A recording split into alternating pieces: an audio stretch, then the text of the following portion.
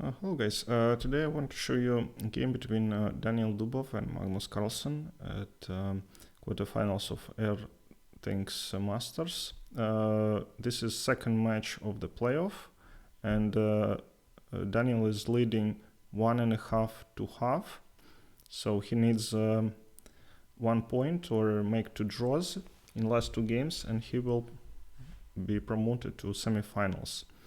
So he plays white and Magnus plays black. d4, knight f6, c4, e6. Magnus normally will play some Indian or Queen's Gambit. He prefers it rather than to occasional, of course, King's Indian defense. So g3, this is a Catalan setup. Bishop to b4, one of many variations for black, but very nice move. Knight to d2. So Daniil doesn't want to play bishop to d2, exchanging bishops. So he will at some point have bishop pair against knight and bishop of Magnus.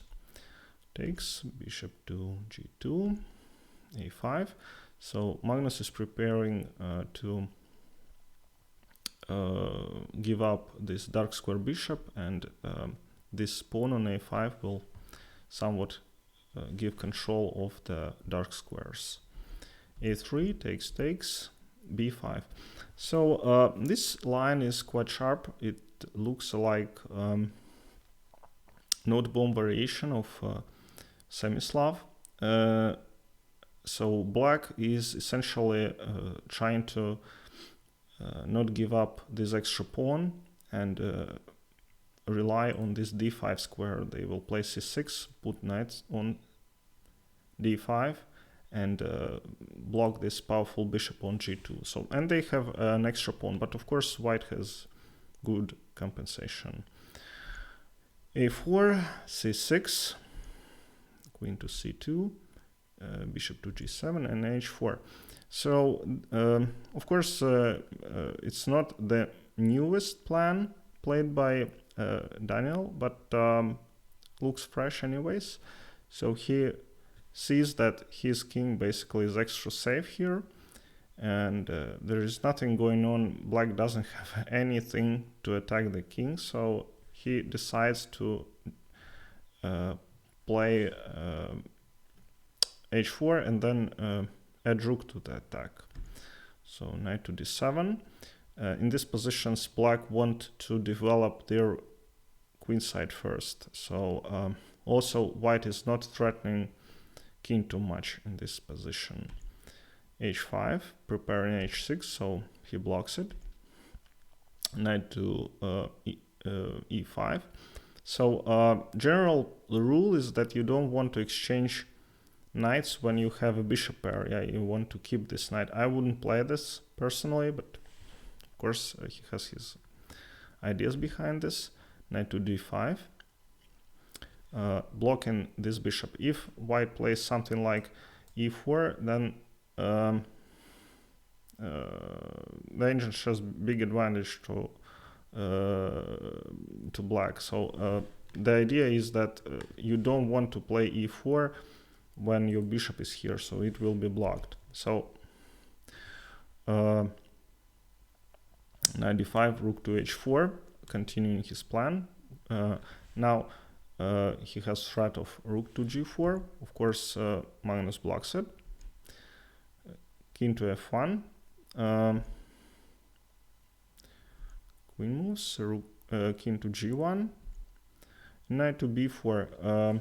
One of the squares in these positions, black makes a lot of play. So he would like to exchange this knight and then place another knight on d5. Now when these two knights block each other, that's not very good for black, of course. So he doesn't want to take this. He goes to c1 and forming a battery against this h6 pawn. Rook to d8. Provoking this e3 move, but at this point black will have this d3 square available for the knight, and white doesn't want to give it to white. But somehow black attacks this d4 pawn. So takes, bishop takes, the knight takes, and rook to a7. This is standard play for white. When they coordinate these pieces, the bishop on g2 and the rook. So in many instances of these node-bound systems, they will have this attack. And white has somewhat small advantage. Knight to d5, blocking the bishop. Rook to g4, attacking the pawn on g7. Rook to g8. Black couldn't make castling move because white will take on h6, and this is winning for white. So rook to g8, queen to c2, aiming for h7, c3. This is the situation where black starts feeling quite comfortable because they have this bunch of pawns here, and as they start to move against the black, then black has very serious counterplay, and they can like also play for a win. So he takes, rook to a3,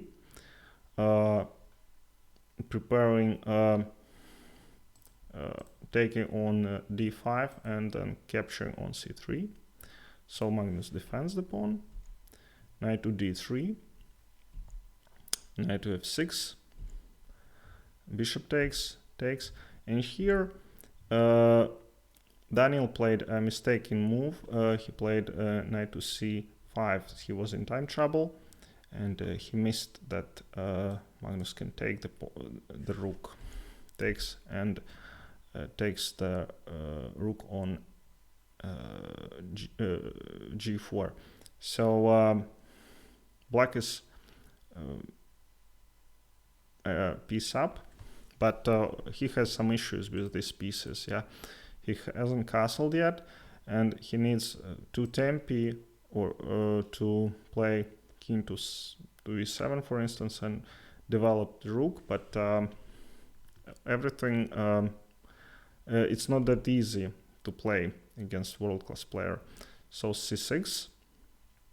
If he takes, then rook will take c3, and these two pieces coordinate very well.